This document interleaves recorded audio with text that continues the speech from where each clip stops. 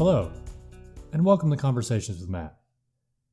In the last episode, we talked about the difference between objective and subjective moral values. Today, what we're going to do is move on to the other half of our investigation. We're going to assume that objective moral values exist, and then ask the question, well, where might they come from? Now, there really isn't much of an argument that a God could create moral values, or objective moral values. It's pretty simple. If there's a God who can create everything, then creating a specific way that he wants his creatures to function is pretty straightforward. God makes man. God can provide a set of operating instructions to explain how man best functions. Pretty simple. So what we need to ask is there another way to get objective moral values without a God? Now, the most common source of moral values that people look for outside of a God is evolution. So today, we're going to take a look at how evolution might create moral values, and then ask whether these values are objective or subjective. Now, I want to explain something before we get going, because evolution is something that usually sets people off quite a lot, because they have a lot of opinions about it, no matter what you think, and they tend to get upset very, very easily about it. What I'm doing is basically bracketing the whole question of evolution right now. We're not talking about whether it happened or whether it didn't happen or to what degree it did or how that looks or anything like that. What we're basically doing is talking about an effect of evolution. We're saying, given that evolution happened, now what? Now, the reason that we're doing something like this, because yes, that's an important question. We need to talk about that and why people accept or don't accept biological evolution, and it's a whole set of other questions that we need to get into. But when we're going through difficult topics like this, they always bring up other questions that are really important and we need to get into. So there's really only two ways of going forward. Either we run down every rabbit trail that we find and never actually answer anything, or we have to sort of set questions off to the side for a little while to finish addressing the one that we're on, and then we can come back and address those later. So that's basically what we're doing. We're not talking about whether evolution happened. We're talking about an effect of it. We're saying, given that evolution happened, could it do this? Could it do that? Now, there's lots of questions that come up related to this. I'll give you just a few.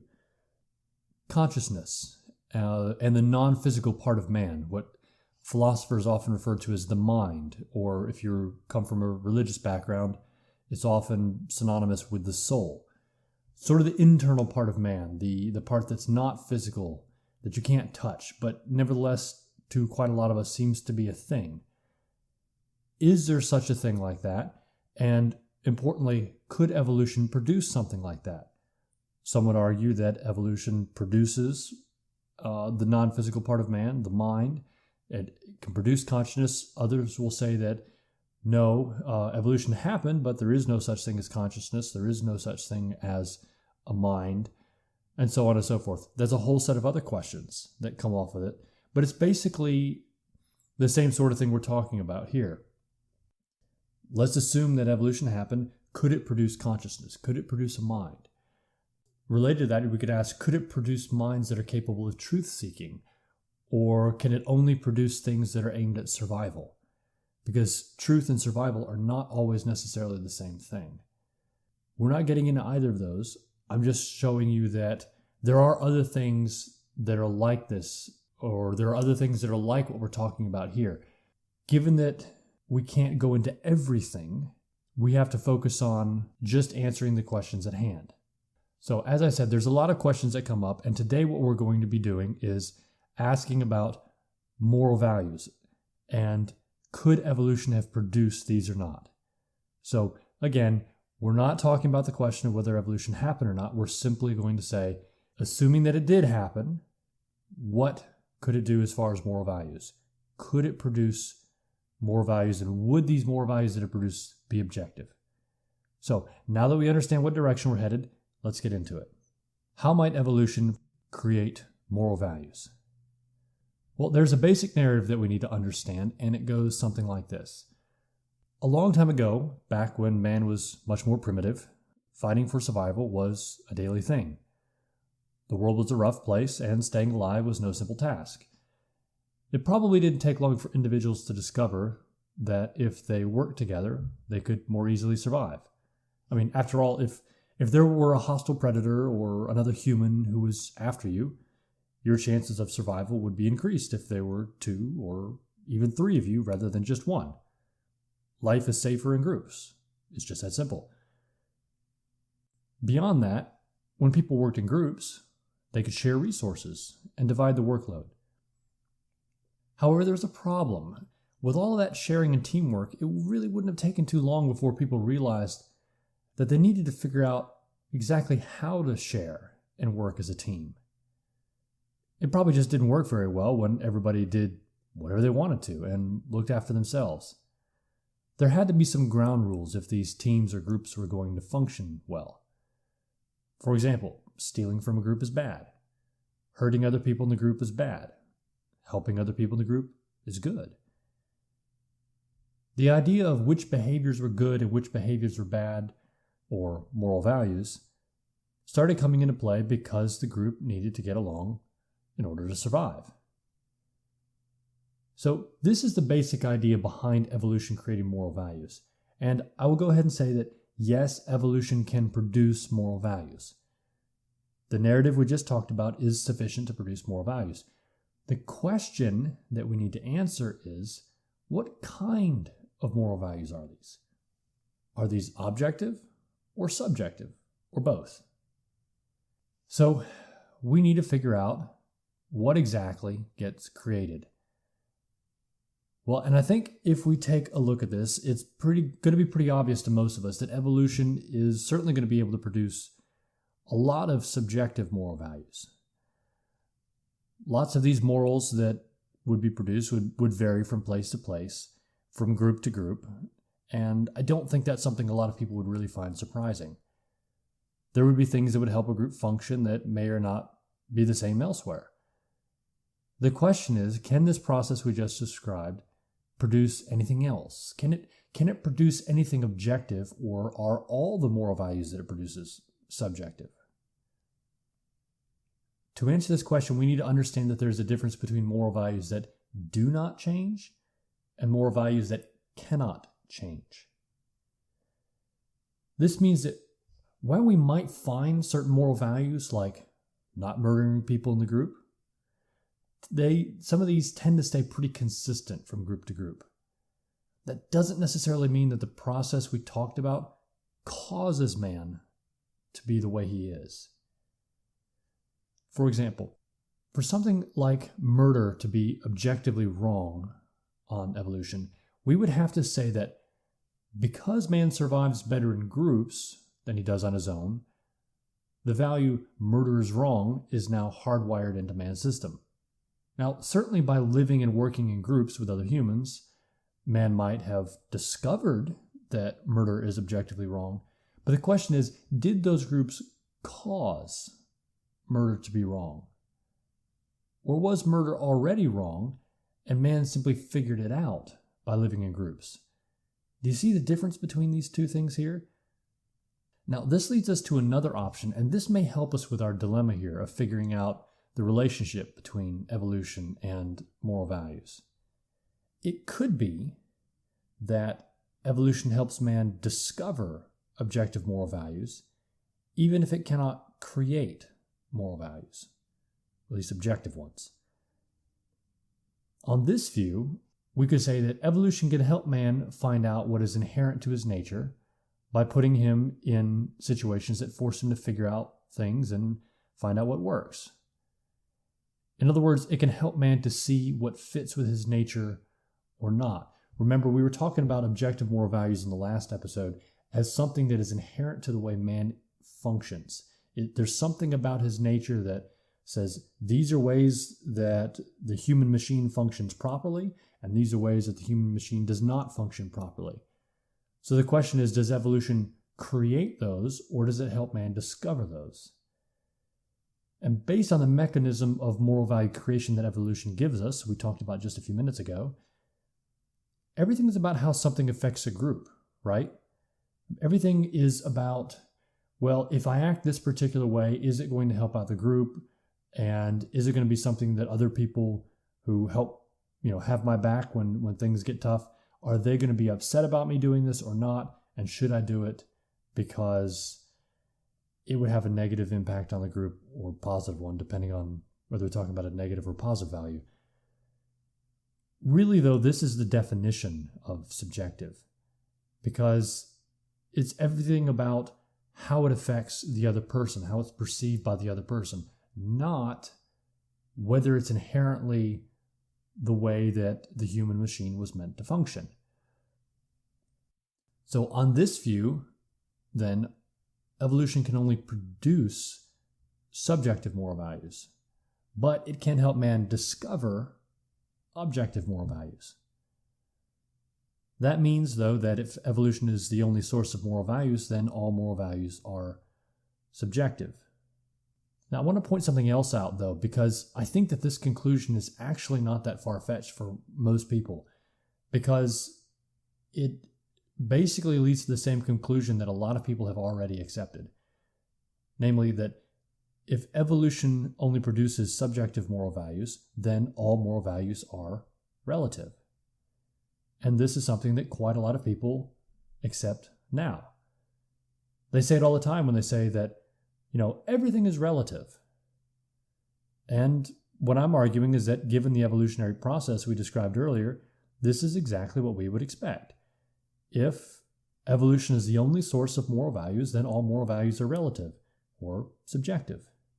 However, if a God of some sort existed, it would be really easy for objective moral values to exist. This God, remember, we haven't said which God or gods we're talking about. This God would be able to say, these things are good and those things are not. You were made to function in these ways, but not those ways. So the moral values created by a deity would not be things that were based on how they affected the group or things that varied from place to place. They would be something inherent in man because that's how man was made to function. Again, I want to be clear, we're not talking about whether evolution actually happened or not.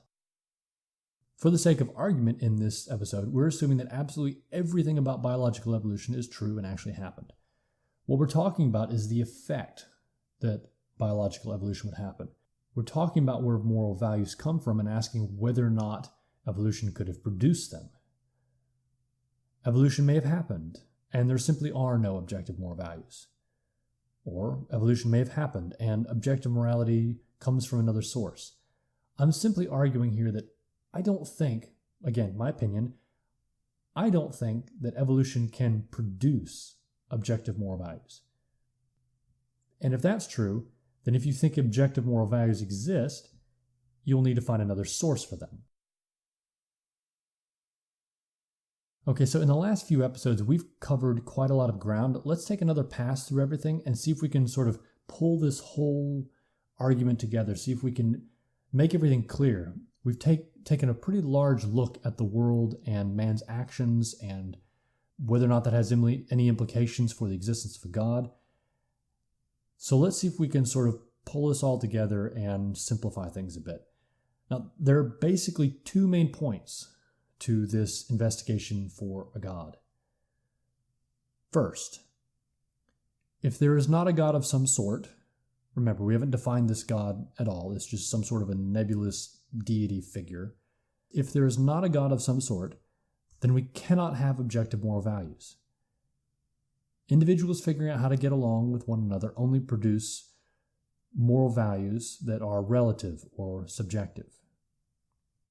Second, we said, at least on my opinion, objective moral values actually do exist. So basically, if you think that objective moral values exist and that they can only come from God, then it seems like we might have a God on our hands. And the only way that we couldn't or we wouldn't arrive at this conclusion is that there's a God is if we went back and denied one of those 2 points. So we just talked about evolution and objective moral values. Personally, while I do think evolution can produce subjective moral values, the moral values it produces are, I think, all relative. So for me, I can't deny that point because I don't see that evolution can produce objective moral values. On the other hand, I think that certain moral values really are objective. Loving others is good. Treating others like tools or objects is bad. Kindness is good. Murder is bad. I think that there's actually something right or wrong with these things. It's not simply to each his own, and you can do whatever you want, and, this may be true for you, but not true for me. I think things like loving others is actually good. There's something inherently good in it. And it's not just, well, I prefer to love others, and I hope you prefer to love others as well. I think there's actually something good about it. So for me, when I look at this, I really can't find a way to deny either point, which is why I think this makes a good argument for God's existence. Perhaps, though, you think differently. The point of this exercise has been to take a look at the world around us and to try to figure out what it looks like. The biggest question on the table is there a God of some sort? And this is one argument for God's existence. But remember, as we talked about previously, it's not the only one, and there is a lot more evidence to consider. This is just one piece of the puzzle, and personally, I think it points in God's favor. To really get a full view of the question of God, though, we're going to need to take a look at more places than just the world of human actions. Do you remember all the places we talked about a few episodes ago? We were talking about looking at creation and trying to decide whether or not that there was actually a cause for the universe, or does it just exist by chance? Also, was there design inherent in the universe?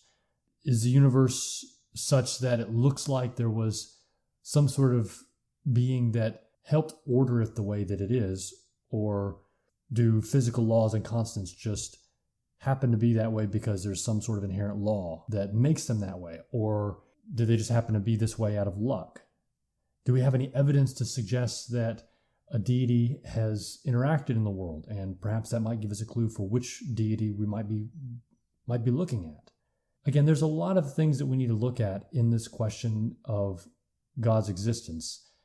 And what we're trying to do is get a view of the world as a whole and see what things look like. So we've taken a look at one particular source of information that may have an impact on God's existence, but there's quite a lot of others. So we have a starting point. Take some time and think through the options. Do you think that what we've talked about points towards the existence of a God or not? Remember, we don't know much about this deity. Right now, it's just sort of a generic God that created objective morality. Which God or gods, it, he, she, they, are another question. What that morality is another question. Before we conclude this series, though, we have one more issue to address. In our last episode, we're going to ask some questions about how this God might interact with morality. Would this God just arbitrarily create moral values? Or do moral values come from some other source? That will be our topic for next time.